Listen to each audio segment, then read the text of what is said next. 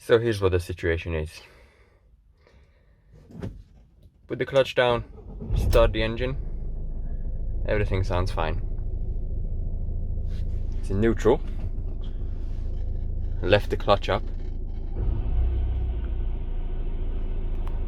put the clutch down, nothing. Lift it up, put it down.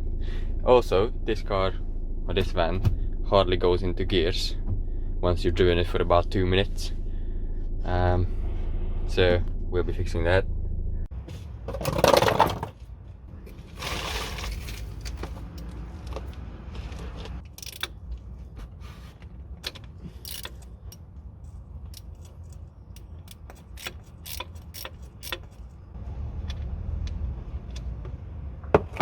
Ah.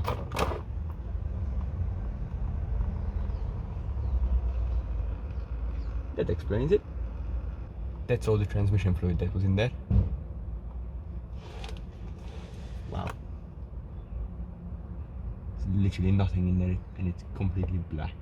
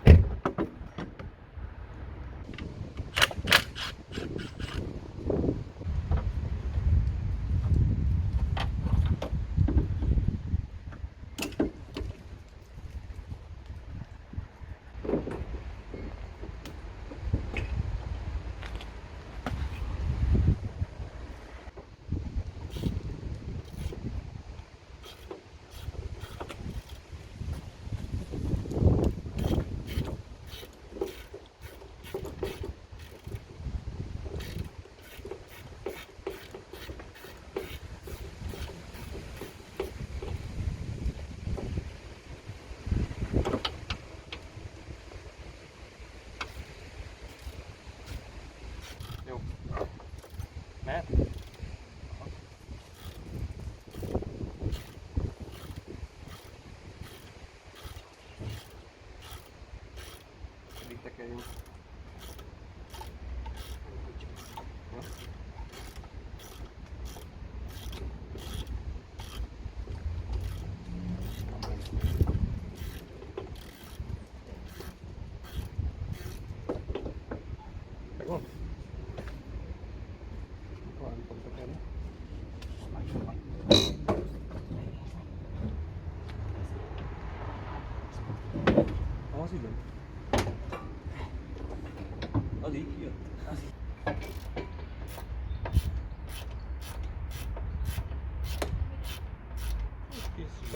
Konkrétan ki kell szedni az egész üzét.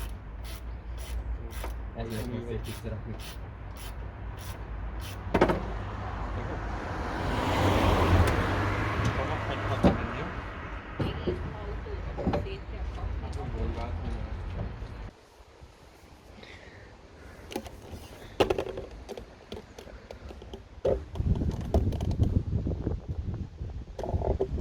So the whole thing had to come out just like that.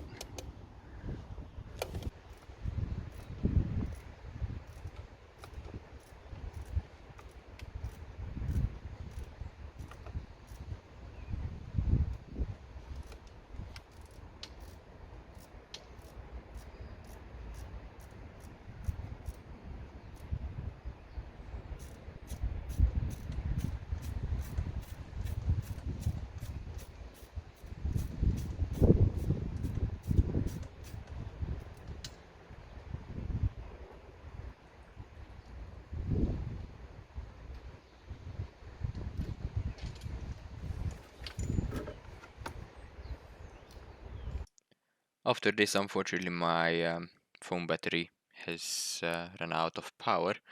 But really, at this point, this is a picture of after what it looks like you've taken out the gearbox.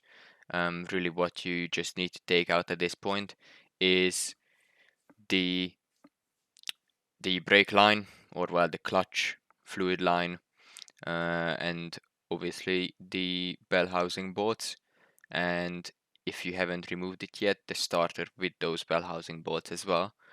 Once you got that, then you can take the engine mount off, and obviously the gearbox cables, linkages, and then you can just drop it down with a jack. Obviously support the transmission with a jack before you undo the engine mount, otherwise it will just drop to the ground. So here's the two gearboxes. This is the one we're going to be putting in. This is the other one, but this one doesn't have the gear selector sensor that shows what gear the car is in. And the original one has it. This is the original one. This is the new one. As you can see, this one has it, this one doesn't. But it's literally a bolt-on fit. So if I put this one onto the new one, it should be perfect. Although this is the new one, as you can see, nice and clean. This is the old one. It's got all these metal shards all over the inside of it, over here as well. That's the inside of it. So this transmission has leaked out all its oil, so it was running dry, and yeah, that's the result. For a comparison, here's what the one that's been taken care of looks like. So here's the old one. I've put the adjusters, I've switched them over. This one, this is in neutral at the moment. This is what it sounds like.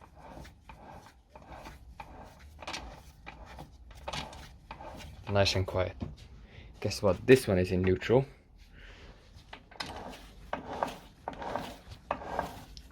This is neutral, by the way. Just as reference, neutral should look like this. That shouldn't be turning.